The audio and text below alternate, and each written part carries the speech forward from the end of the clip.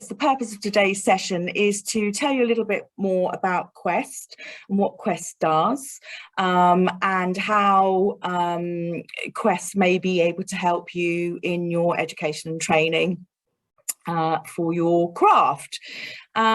So I'm going to do a little bit of talking, not too much, and then I'm going to hand over to two existing QEST scholars, Rosanna and Eleanor, who are going to tell us a little bit about their practice, what they do, why they applied to QEST for funding and what they made that application for, and how that has impacted their specific skills.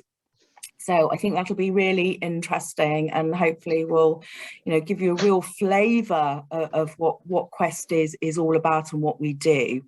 But first of all, what I'd like to do is just talk a little bit about the background to QEST, and then, as I say, I'm going to hand over to Eleanor. So QEST, as I said, stands for the Queen Elizabeth Scholarship Trust, and it was set up about 31 years ago now. We had our 30th anniversary last year, and it was set up by the Royal Warrant Holders Association, which is the association that has as its members all those who have royal warrants of appointment. And I'm sure many of you have seen the QESTs on everyday products and shops. So the charity QEST was set up in 1990, and it was the 90th birthday of Queen Elizabeth, the Queen Mother, and hence the acronym QEST. So the charity was set up to support the training and education of craftspeople and makers, and its mission hasn't changed since that time. And so since 1990, we have supported around 625 craftspeople to the tune of about just over £5 million. And I think what I love about QEST is that we're very broad in our interpretation of craft, and so within those 625 alumni, we probably have about 140 different craft skills. So everything ranging from wood turning, textiles, silversmithing, jewellery making, ceramics, glass making, some rural skills, and so everything from the traditional to contemporary. So we're very broad in what we support.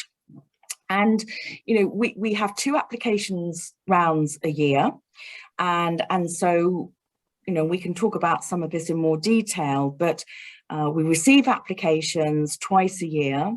Very competitive. We probably get about 500 applications a year, and we probably support between 50 and 60 individuals per year.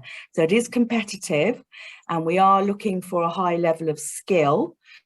But the training that we're supporting, again, is very broad. So it's broad in terms of craft and skill, but it's broad in terms of who we're supporting. So some individuals may be more at the beginning of their careers.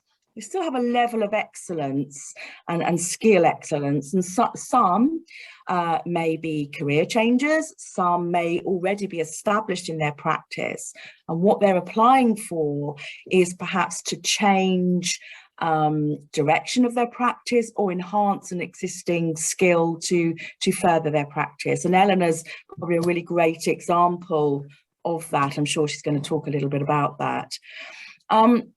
So we're very, very specific in what we're asking for and in terms of what we're funding.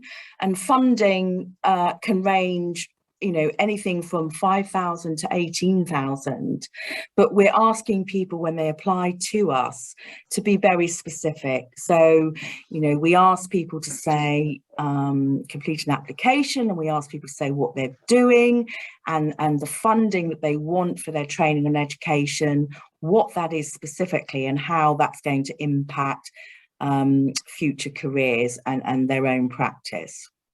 We're going to hear a little bit more about that from Eleanor and Rosanna. I think we we in addition to the funding that we provide for that training and education, you know, it is becoming a QEST scholar, and if you ask any QEST alumni, they will say, hopefully they will say that it's very much part of a bigger sort of community, a sort of, we always refer to as the QEST family. And I think, you know, that has been actually really important in the last 18 months. Obviously, you know, we understand makers have had a really challenging time, and to know that you've got that network around you, and that communication, I think has really helped. And so in addition to the funding, you know, we also do training on business, so pricing, finance, intellectual property, marketing, social media. And so we try and support our makers in that way. And we also this year had a new initiative with the Business Incubation Centre called Cockpit Arts. In fact, Eleanor is at Cockpit Arts in Deptford, and we have collaborated with them, whereby any new scholar, so anyone from now on who receives a scholarship from us, will also, as part of that scholarship, totally free of charge, paid for by QEST, go through a 13-week professional development program. And we think that's great, because, you know, we want to support our makers and make sure they can have, you know, really good long-term sustainable careers. So that's something new that we've done this year. So I think that's probably enough from me at the moment. As I say, any questions, do pop them in the chat, or we can pick them up later, or you might want to ask them in person, in which case just pop so we can see you and wave your hand, and we'll answer any questions. I've got my colleague Lou Rains here. Lou, hi, give us a wave. So thanks to Lou. And also I'd like to thank the Wandsworth Council business team and Jenny for putting on this event and for inviting us to come and talk to you all. And it really is great to see so many of you.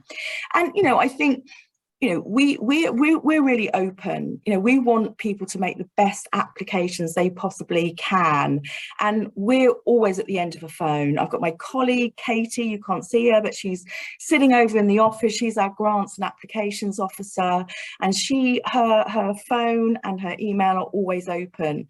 So we like people to come to us and say, you know, what do you think about this? Can you help me with my application? And we, you know, when you really are seriously thinking about an application, we do also do some how-to Zooms specifically around the application and giving you some more technical tips and what to include in the application. So watch out for that. The next application round actually opens in January. I'm just looking at my notes so I don't get it wrong. 10th of January. For about 5 weeks, and then we have another application round opening in July. So there's lots of opportunity, you know. Anyway, so enough from me at the moment. Thank you. And Eleanor, if I could hand over to you. Thank you. So my name's Eleanor Lakelin, and I am an artist and sculptor in wood. I'll just tell you a bit about myself. I initially trained as a cabinet maker, and then in 2011, I got a bursary to have a free studio space at Cockpit Arts in Deptford for a year.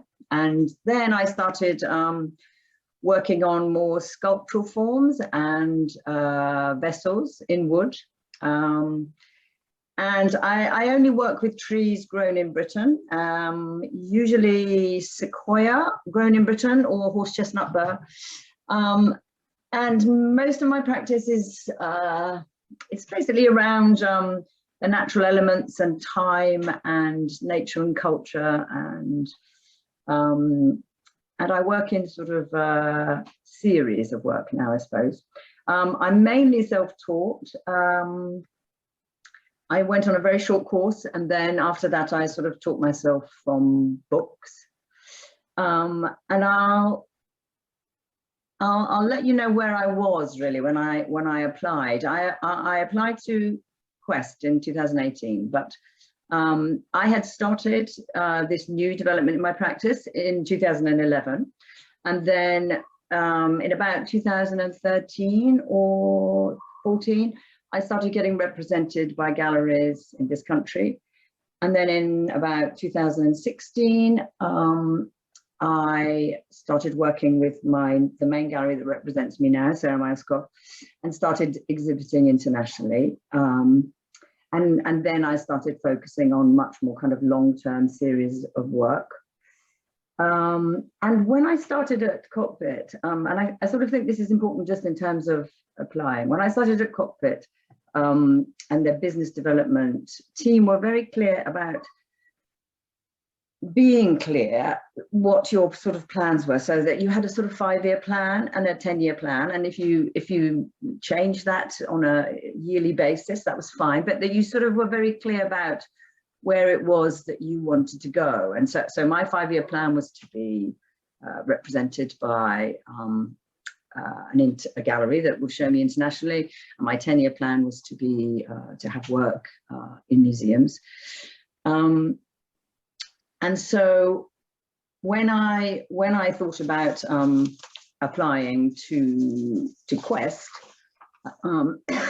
that was largely, it was sort of part of that sort of plan, as it were. And this is the scale of the work. So in 2018, when I did apply to QEST, this was the scale of the work I was doing. It was quite large, but it was still very plinth-based, table kind of size. And this is a series called Echoes of Amphora, which I'm still doing, and this was a more organic series of work called Voided Vessels. But as you see, that's the kind of the size of the work that I was doing. And I had heard about QEST a few years before from other makers in Cockpit Arts. So I'd known about them for a few years, and I applied in spring 2018 because it was at a sort of pivotal moment, I suppose, in that I had started thinking about developing work at a different scale, and I wanted to develop work at sort of a more human scale and more architectural relationships in my work. And so I applied in the spring of 2018.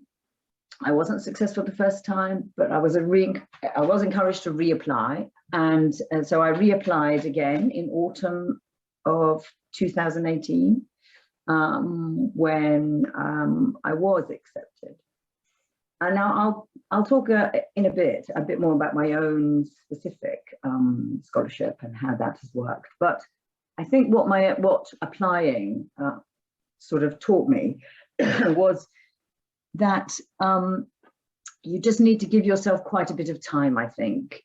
It's not a kind of application that you can sort of dash off in a few weeks. You know, I think you need to do an awful lot of research, really, and thinking about it.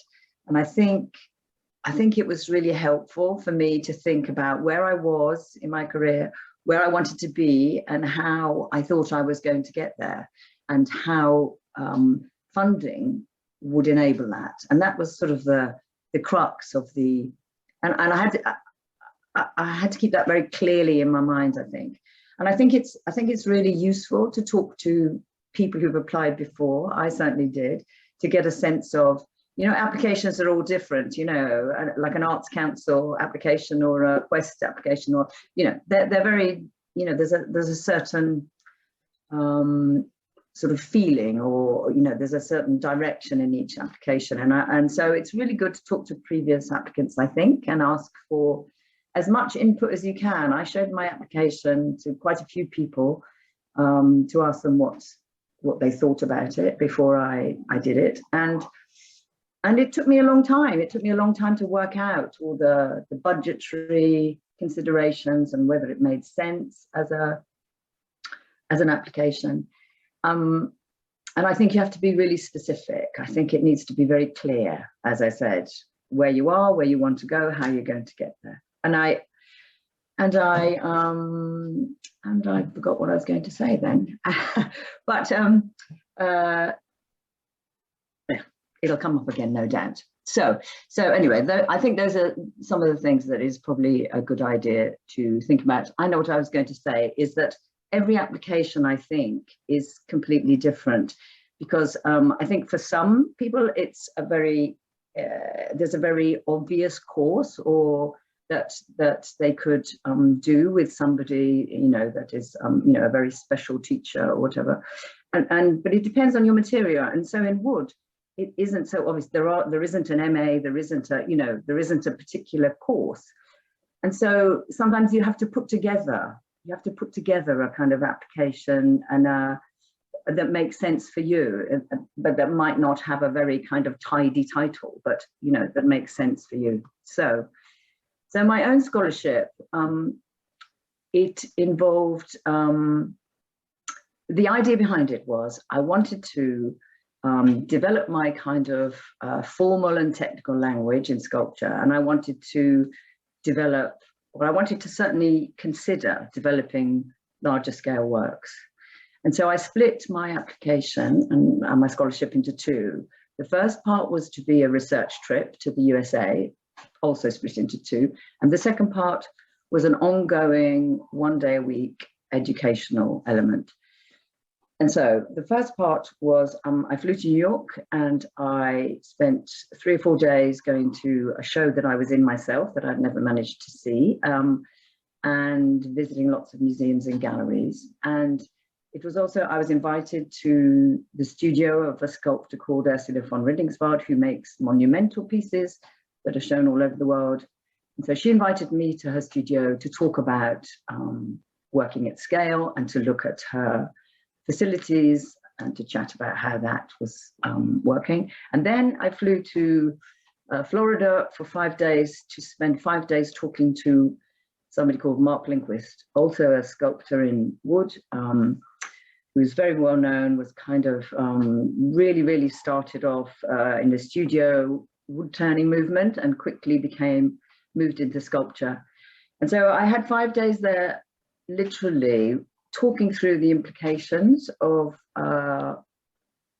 working at scale, thinking about the logistics, how that would work in terms of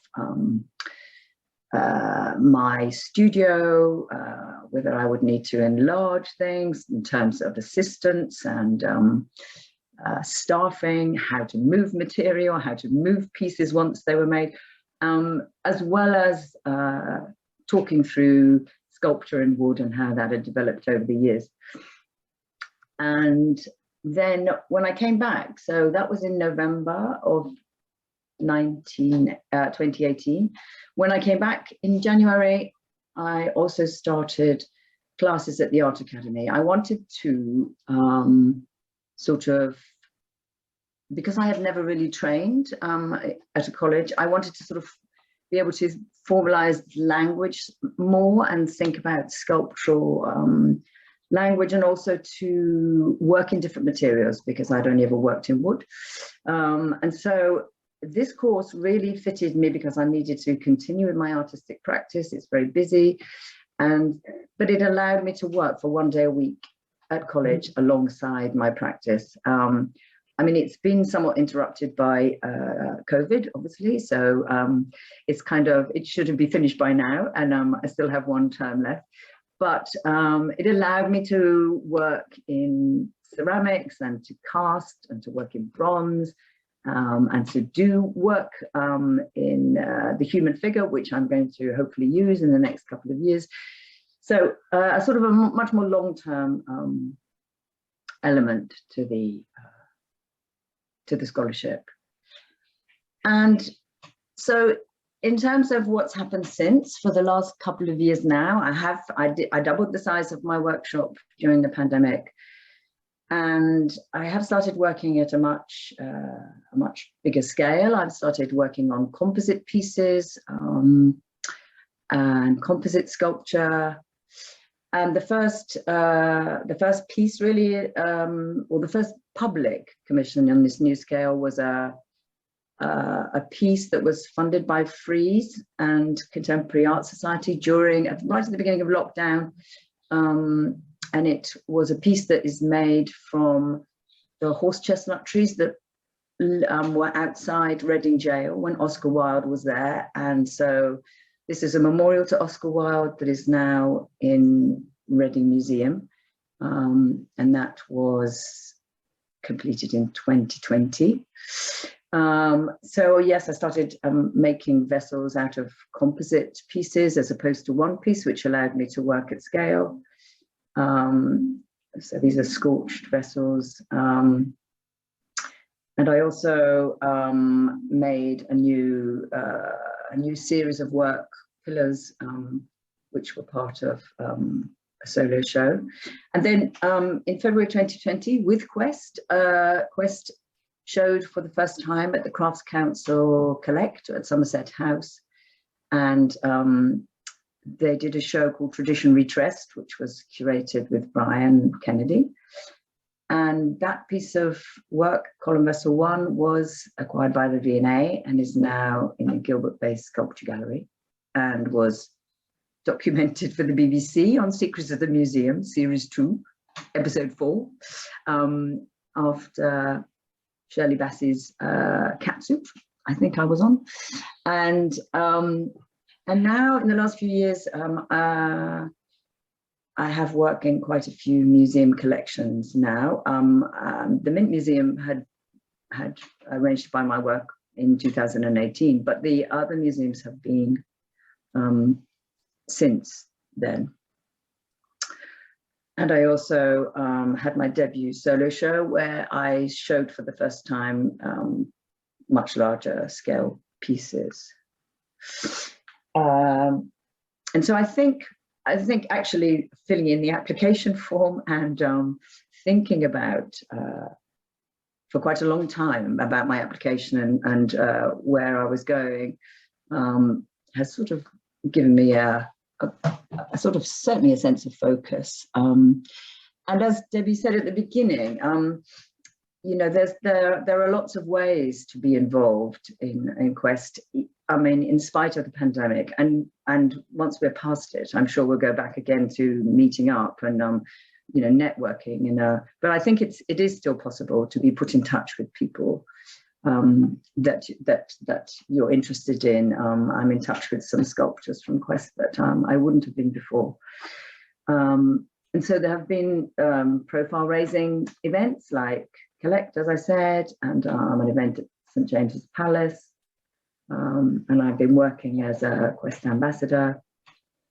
And so there have been, obviously, I have picked up skills and processes which I think will come out in my work in, you know, in a few years' time, not necessarily now, but yeah.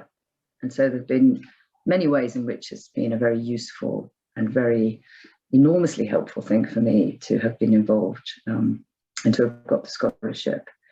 So yeah, I think that's it really. And I sort of encourage you to apply, and obviously, yep, if I can be of any help, then get in contact. Eleanor, thank you so much for that. What a fabulous trajectory to now being represented in all those museums. And I remember that moment when the V&A came onto the stand at Collect and said that they were buying that piece. That was a truly great moment, a very proud moment for QEST as well as you, I know. So that was wonderful. I think, you know, just before we move on to Rosanna, just to sort of recap really on some of the really important points that Eleanor was making. I'm just going to sort of pick out a couple. I think Eleanor made the point really well about doing your research. You know, the funding that you apply for, you know, must be specific, and you must be able to demonstrate, you know, as Eleanor said, where you are and what this training will do for you, your skill and your practice. I would say that one of the things that particularly over the last few years, is whilst we get a lot of applicants who are, you know, really skilled, what they're not able to demonstrate is, you know, what the funding will do for them and their practice. So really think about that. And it's really important. And I think, you know, as Eleanor said again, you know, sometimes there aren't obvious courses for many. It really depends on what craft you're working in and what material you're working in, and there simply aren't sort of actual courses. So sometimes it means pulling together a sort of bespoke training program, if you like. So, you know, you may be training with different masters and experts across the country, possibly abroad. So I think, again, you know, really think about what that training is. And yeah, so I think those are the key things. And I think Eleanor is a really good example. I mean, she is amazing in her skill, but her application didn't quite hit the mark clearly in the first round, in the first time she applied, and so she went back again.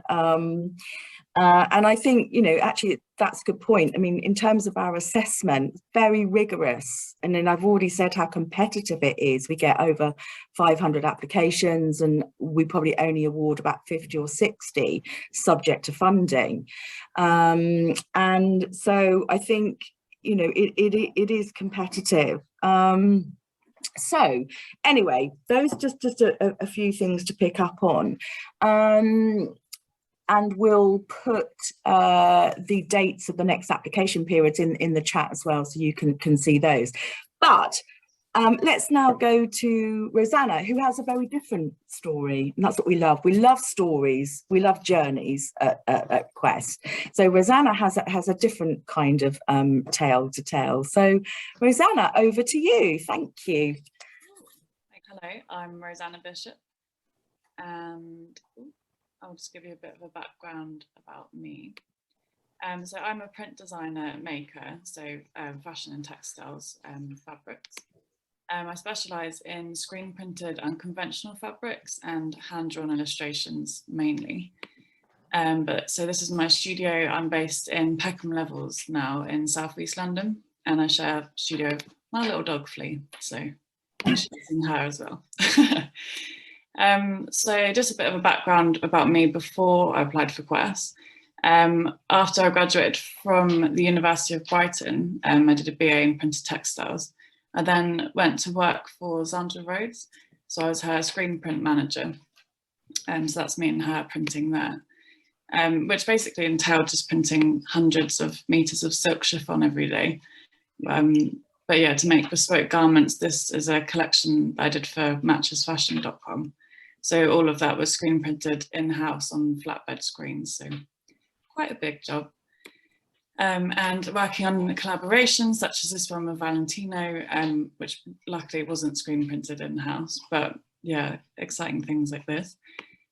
So then afterwards, I left Zandra Rhodes and I went to work at Alexander McQueen. So I was in the print design team there. So I spent most of my time drawing. So all of these illustrations here are mine. And they were used on scarves mainly, but also on this coat here and on the printed on leather boots and stuff as well. So although that was amazing and I really loved working in in-house design roles, I sort of felt a really strong yearning to work for myself. And I felt like I could, although the screen printing was amazing and the drawings amazing, I just wanted to combine both and start producing my own work again. But I felt like I really needed a course to sort of explore that and what that would mean, rather than just sort of creating anything.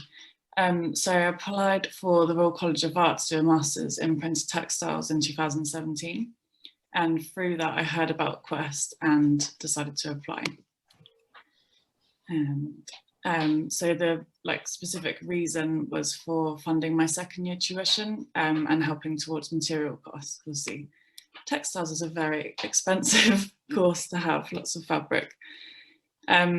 And the reason I applied for QEST specifically, because obviously there's lots of different funding you can apply for, is they value the true craftsmanship, preserving skills and ensuring the crafts are not lost over generations. So obviously screen printing is quite an old technique, and a lot of colleges even don't teach it anymore. So I felt quite passionate about you know, preserving that skill, but also updating it and creating new projects from it.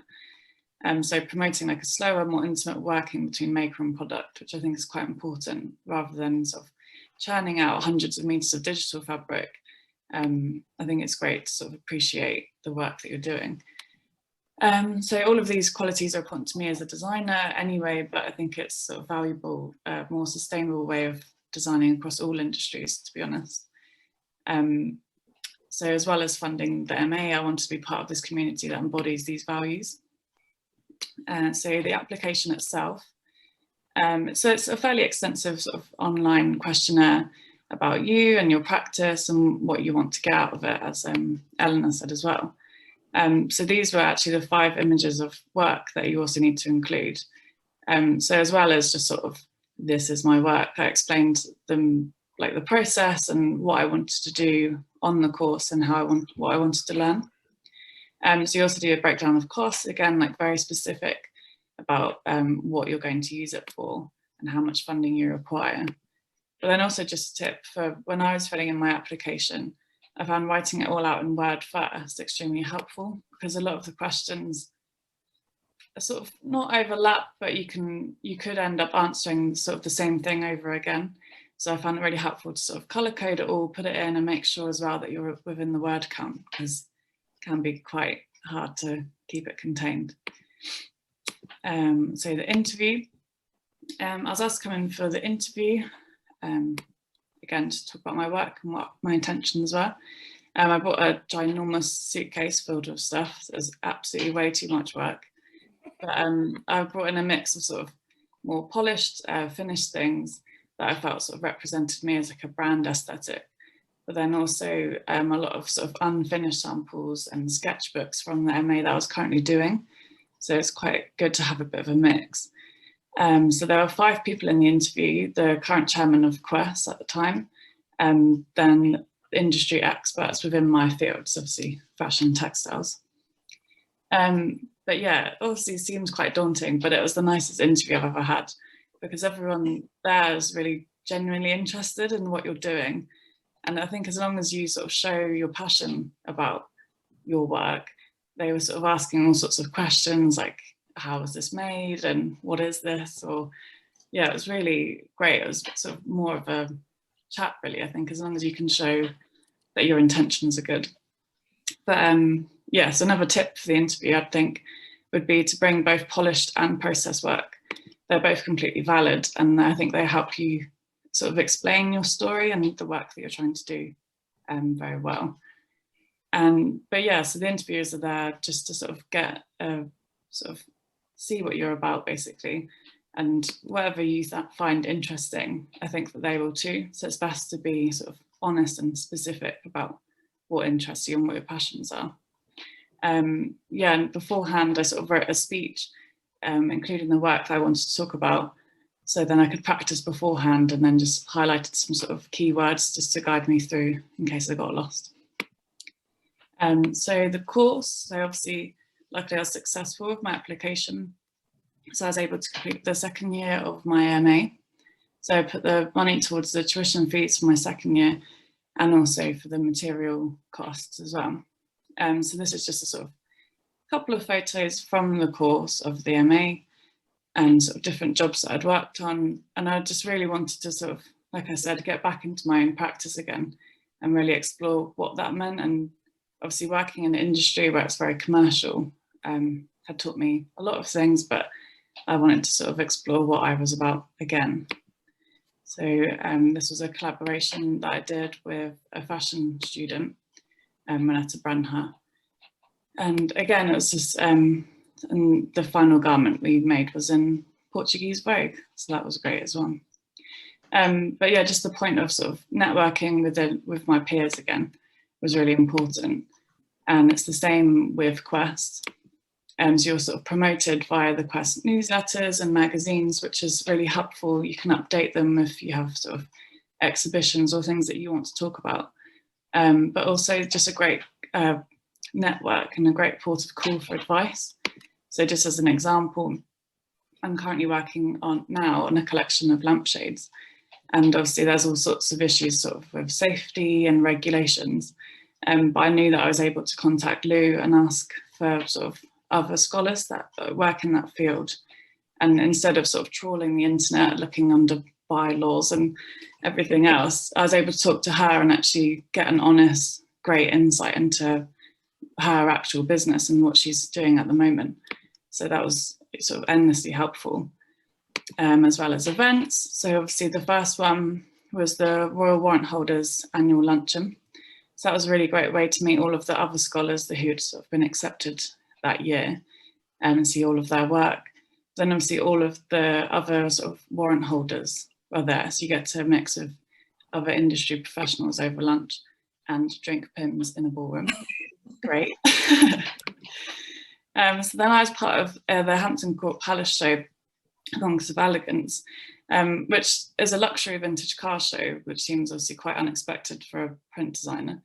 But even then, we had a show of work, we had sort of people coming around, and I made some really great contacts there. It was completely unexpected, really, and sold some private commissions. So, you know, any event is really great. So since finishing the MA, I keep in regular contact with QEST and always up to date with all the new opportunities. But I've achieved the goal that I wanted to set out to do of having my own studio. So as well as my own work, I'm still freelancing for fashion brands. So this is just the current work, like Pringle and JW Anderson. But then also having this freelance work has allowed me the time and flexibility to work on my own projects as well. So this is a collection of screen printed latex lampshades that I've been working on, which again, like I wouldn't have had the time to do once you're sort of in a commercial role. So I would really sort of encourage anyone to apply for QEST. If you think you have a specific goal, I think it's a really great thing to do and sort of change the route of your career if you're not quite happy. But yeah, thank you. And if you want any updates of my work or get in contact to ask any questions, then I'm on Instagram at Rosanna Bishop_design. So great. Yeah. Thank you, Rosie. That's absolutely fantastic. Yeah, I was really interested. Lou mentioned to us about your lampshades. They are gorgeous, really, really fabulous. And again, I think you make some really good points, some really good practical tips actually in terms of the interview process. One of the things you said really stands out for me, and again, this is where people tend to fall down a little bit in terms of their application, is images. And if my colleague Catherine, who's our communications manager, was here, she'd totally concur with that. Images are so important, not only for our application, but for, you know, whatever it is you're doing. But just, you know, in terms of the application, you know, as Rosanna said, the first two sort of sifting rounds, if you like, are online. So the skills assessors, and we have a body of 25 skills assessors drawn from industry, craft specialists, practitioners who are marking the work. They're obviously looking at your application, they're making sure it's well researched and, you know, you have clearly set out what it is you want to achieve. But they're looking at images. They want to see really good, strong images of your work and close up of your work if that's relevant. So I think really thinking about images is absolutely crucial.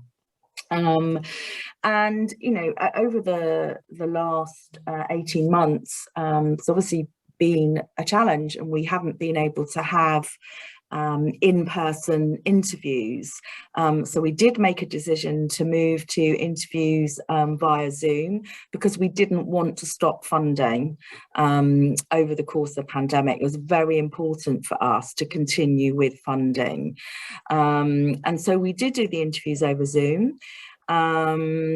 And it has pros and cons, but it actually gave us quite good insight into people's studios. You were able to sort of window on people's studios. But we are moving, or we're going to sort of do a bit of a hybrid model for the next round. We're just literally in assessment at the moment. We'll be interviewing again at the end of November, and we're giving people the option because we understand that the COVID is still with us, and many people may not feel comfortable coming to London, and some may prefer to. So we're very much keeping an open mind and giving people options, and we'll review that as we move forward. So I think that's. Does anyone have any questions that they'd like to put in the chat, or if you'd like to ask it in person, please reveal yourself and give us a wave, and we can we're all here to take questions, Eleanor, Rosie, me, and Lou, so please do ask if there's anything specific.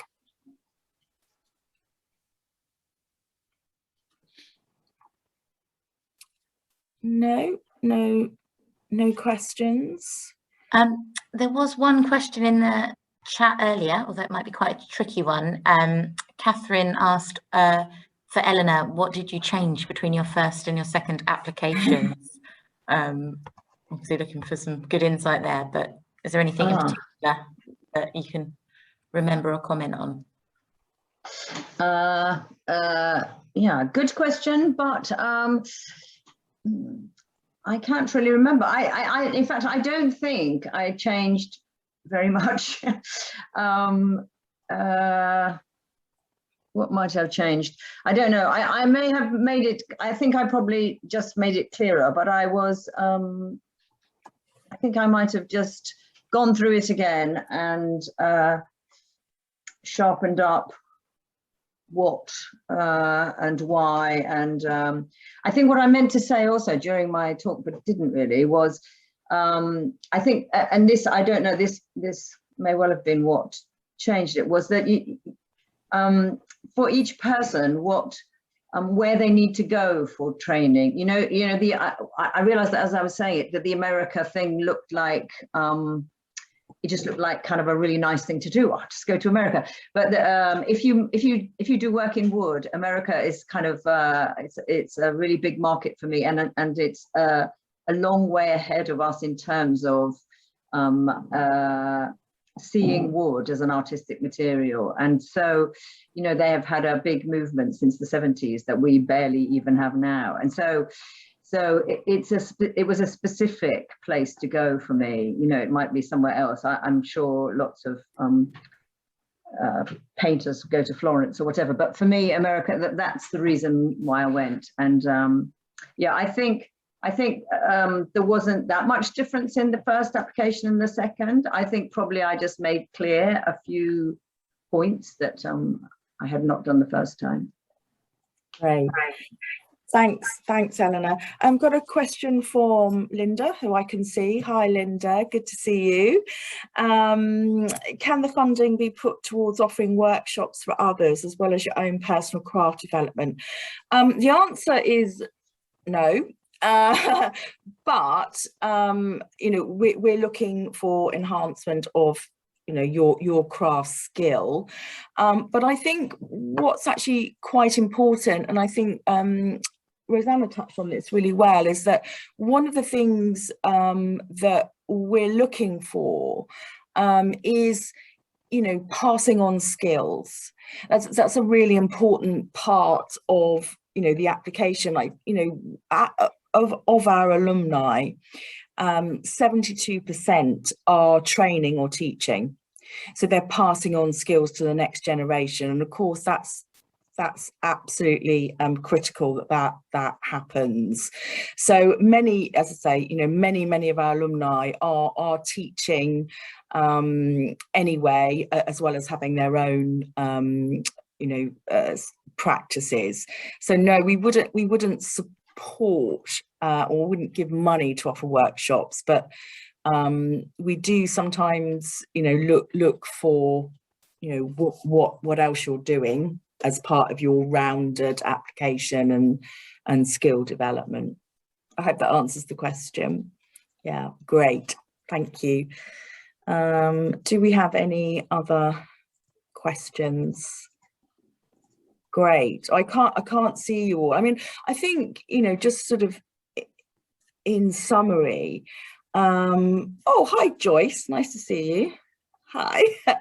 I think we are, as I said, we support many different crafts.